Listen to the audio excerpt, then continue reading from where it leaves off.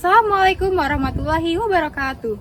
Salam, Om Swastiastu, Namo Buddhaya, salam kebajikan. Tabi pun.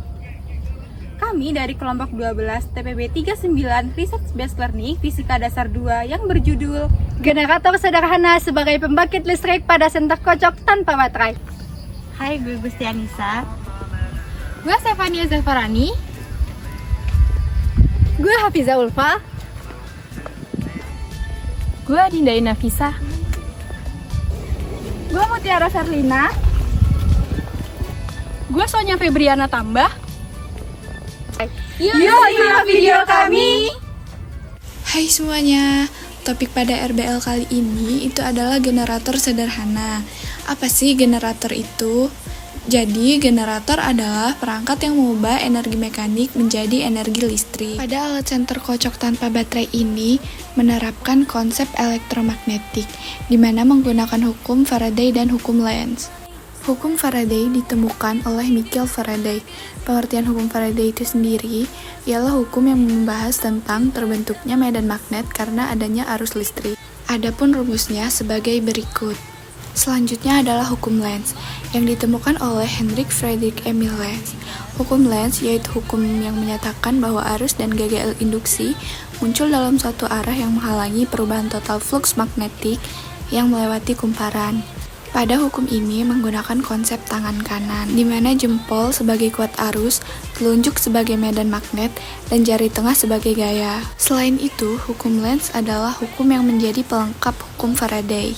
Adapun alat dan bahan yang kami gunakan adalah kawat tembaga, pipa, magnet, gunting, lampu LED 3 volt, dan lakban hitam. Langkah awal yang dilakukan pada pembuatan alat ini adalah menempelkan lakban hitam pada pipa yang telah disediakan, yang kemudian akan ditimpa oleh lilitan kawat tembaga, atau yang bisa kita sebut sebagai kumparan.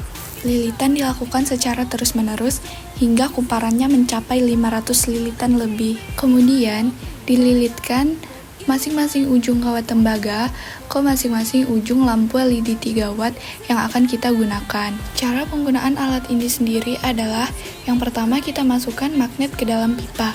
Kemudian, kocok alat hingga lampunya menyala seperti pada video ini.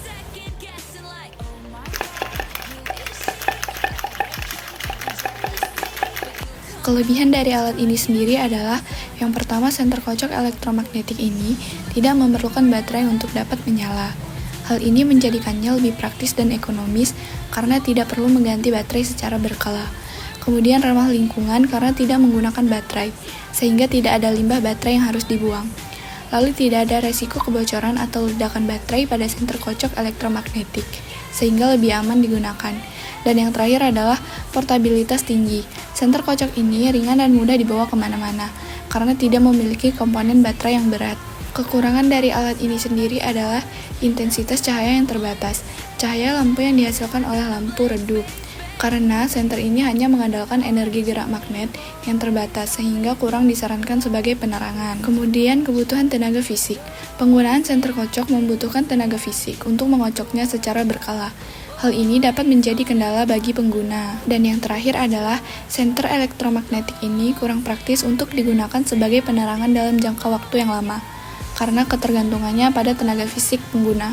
Oh iya, alat ini juga memiliki keunikan loh, yaitu inovasi senter kocok ini menjadi inovasi sumber energi terbarukan, karena tidak memerlukan baterai atau sumber energi eksternal. Energi dihasilkan dari gerakan tangan pengguna yang mengocok senter. Hal ini membuatnya menjadi sumber energi yang terbarukan dan ramah lingkungan. Jadi kesimpulannya adalah inovasi senter kocok menjadi inovasi sumber energi terbarukan karena tidak memerlukan baterai.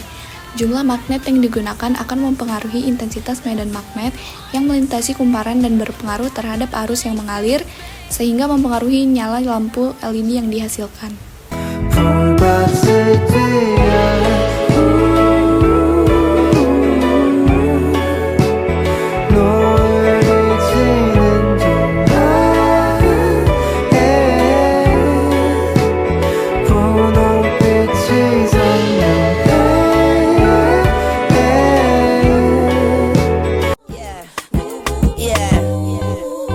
Valentino.